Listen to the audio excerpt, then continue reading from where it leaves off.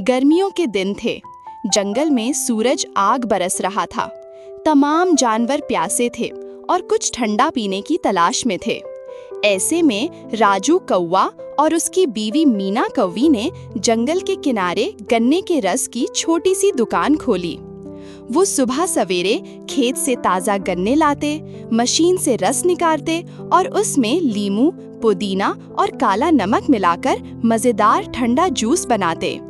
परिंदे दूर दूर से आते। राजू भाई, बहुत गर्मी है, 3 ग्लास ठंडा रस दे दो। बस 2 मिनट, मीना कहती और जल्दी जल्दी रस बनाने लगती। सबको उनका रस बहुत पसंद आता। बीवी दिल खुश हो गया। हाँ जी, बहुत मजेदार है। कितने पैसे हुए? सिर्फ 60 रुपए। तोते पैसे देकर खुशी से उड़ गए। रोजाना ग्राहक आते रहे। राजू और मीना को एक पल का भी चैन न था। रात को वो कमाई गिनते। आज बहुत फरोख्त हुई, मगर बचत फिर भी कम है। कोई बात नहीं बीवी, राजू ने जवाब दिया।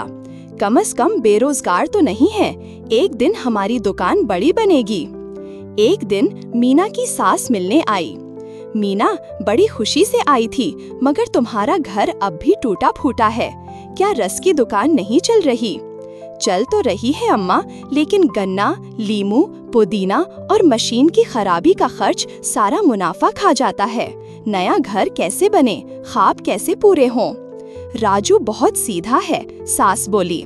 इसे मेरे साथ भेजो, मैं एक चीज देती हूँ। सास ने राजू को एक छोटा सा पाउच दिया। ये पाउडर पानी में घोलो, ये बिल्कुल गन्ने के रस जैसा लगेगा और मजा भी वैसा ही देगा। तुम्हारे ससुर भी यही करते थे। मगर अगर ये खत्म हो गया तो? ये केमिकल पाउडर हर जंगल में सिर्फ 50 रुपए में मिल जाता है। राजू ने पाउडर घर लाकर मीना को दिया। मीना ने पानी में घोल कर चखा। वाह, ये तो बिल्कुल गन्ने के रस जैसा है। अगले दिन उन्होंने यही जाली रस बेचना शुरू कर दिया। उसी दिन रानी चिड़िया अपने 2 बच्चों के साथ आई। सब तुम्हारे रस की तारीफ कर रहे हैं, हमें 3 10 रुपए वाले ग्लास दे दो। जरूर बहन, गर्मी में तो ठंडा रस ही काम आता है। मीना ने रस दे दिया। अब राजू और मीना को न गन्ना खरीदना पड़ता, न मशीन ठीक करनी पड़ती। सिर्फ पाउडर, पानी और मुनाफा। 1000, 2000, 5000, 10,000। वाह, ये सब मेरी अम्मा की बदौलत। राजू खुश हुआ। चलो अब नया घर बनाते हैं। नहीं, पहले मैं सोने की बालियां और हार लूंगी, मीना खुशी से बोली। अगले दिन मीना ने सोने के जेवर खरीदे और पहन लिए। सब जंगल वाले हैरान रह गए। मीना, तुम्हारी बालियां और हार तो बहुत खूबसूरत हैं। हाँ हाँ, असली सोना है, हमारी दुकान की कमाई से खरीदा है।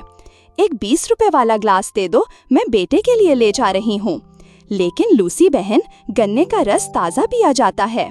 मैं हमेशा बेटे को घर पर देती हूँ, दे दो ना। राजू ने रस पैक कर दिया। लूसी घर ले गई। उसका बेटा रस पीते ही चिल्ला उठा, अम्मी, पेट में बहुत दर्द हो रहा है। लूसी घबरा गई। शौहर भी घर पर नहीं था। वो फौरन रानी चिड़िया के पास गई। रानी बहन, बचाओ, मेरे बेटे को बहुत दर्द है। फिक्र ना करो लूसी, अस्पताल ले चलते हैं। डॉक्टर ने चेकअप किया। किसी केमिकल वाला मशरूब पिया है। महंगी दवा और ग्लूकोज देना होगा। बच्चा कई दिन रहेगा। 5 दिन बाद शौहर आया, बेटे को ले गया, मगर सारी कमाई खत्म हो चुकी थी। क्या पिलाया था तुमने? बस राजू कौवे का रस। तो मैं सच निकाल कर ही रहूंगा। लाजमी ये लोग कुछ मिला रहे हैं। मैं भी साथ दूंगी, रानी बोली। दोनों ने छुपकर दुकान देखी, मगर कुछ नजर न आया। फिर रानी ने उनके घर में खुफिया कैमरा लगा दिया। अगले दिन वीडियो में राजू पाउडर घोलता नजर आया। अगर माँ न आती तो आज भी गरीब होते। हाँ, यही पाउडर तो किस्मत बदल गया, मीना बोली। तभी धम, सारे जंगल के परिंदे अंदर घुस आए। राजू पाउडर छुपाने दौड़ा, मगर देर हो चुकी थी। झूठे धोखेबाज, रानी चिड़िया चिल्लाई। तुम्हारी वजह से लूसी का बेटा मरने के करीब था। इन लोगों को सबक सिखाओ। जानवरों ने उनकी दुकान तोड़ दी और दोनों को खूब मारा। अब राजू और मीना के पास कुछ न बचा, सिर्फ शर्मिंदगी। सबक, लालच का अंजाम बुरा होता है। धोखा देने वाले का राज एक दिन जरूर खुलता है। एक गांव में सोना चिड़िया अपने शौहर मन्नू चिड़िया के साथ रहती थी। उनका घर एक टूटी फूटी झोंपड़ी में था। वो बहुत गरीब थे, लेकिन मोहब्बत से भरपूर जिंदगी गुजार रहे थे। सोना की बड़ी बहन चमनी चिड़िया करीबी इलाके में रहती थी। उसकी शादी एक अमीर चड़े राजू चिड़े से हुई थी। उनका पक्का आलीशान घर था। सोना की शादी को अभी सिर्फ 1 महीना हुआ था। सोना, तुम्हारी बहन की शादी इतने बड़े घर में हुई और मेरी माँ ने तुम्हें मेरे जैसे गरीब के लिए चुन लिया। क्या तुम्हें बुरा नहीं लगता? नहीं मन्नू, मुझे क्यों बुरा लगे? चमनी दीदी मुझसे ज्यादा खूबसूरत है, इसीलिए उनकी शादी राजू जैसे अमीर चड़े से हुई। और वैसे भी माँ कहती थी कि हर किसी की किस्मत अलग होती है। तुम वाकई बहुत अच्छी हो। तुम जैसी बीवी पाना मेरी खुशनसीबी है। दोनों रोज मजदूरी पर जाते। दूसरी तरफ चमनी अपने महल जैसे घर में मजे से रहती, कीमती फल खाती और सोना से कोई ताल्लुक न रखती। सुना है तुम्हारी छोटी बहन की शादी हो गई है, हम एक बार भी मिलने नहीं गए। चमनी गुस्से से बोली, मैं इतने ठाट बाट में रहती हूँ, मिट्टी तो दूर गरीबों के घर जाना भी मुझे जेब नहीं देता। अब मेरा सोना से कोई ताल्लुक नहीं। वक्त गुजरता गया। दोनों बहनों को बच्चे हुए। चमनी के घर बेटे की पैदाइश पर नाम रखने की बड़ी दावत रखी गई। राजू जंगल के सब परिंदों को बुलाने गया।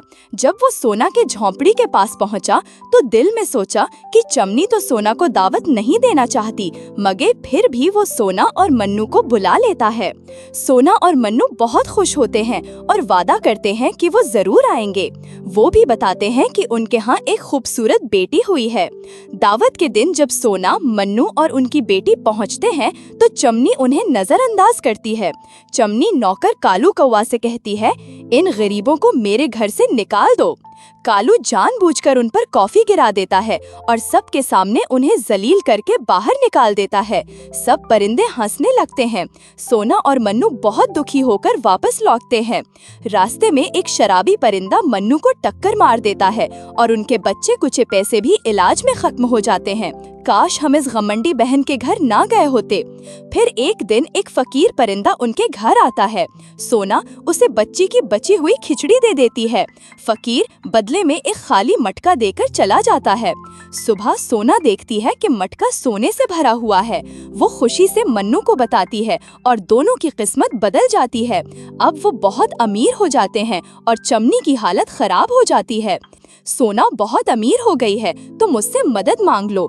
चमनी शर्मिंदा होकर सोना के पास जाती है और रोते हुए कहती है, रानी, मन्नू को फालिज हो गया है, हम बर्बाद हो चुके हैं, प्लीज मदद करो। सोना पैसे दे देती है मगर कहती है, ले लो, मैं सब गरीबों की मदद करती हूँ, लेकिन अब मैं तुमसे ज्यादा बात नहीं करना चाहती। चमनी रोते हुए माफी मांगती है मगर सोना सिर्फ मदद करती है, माफ नहीं।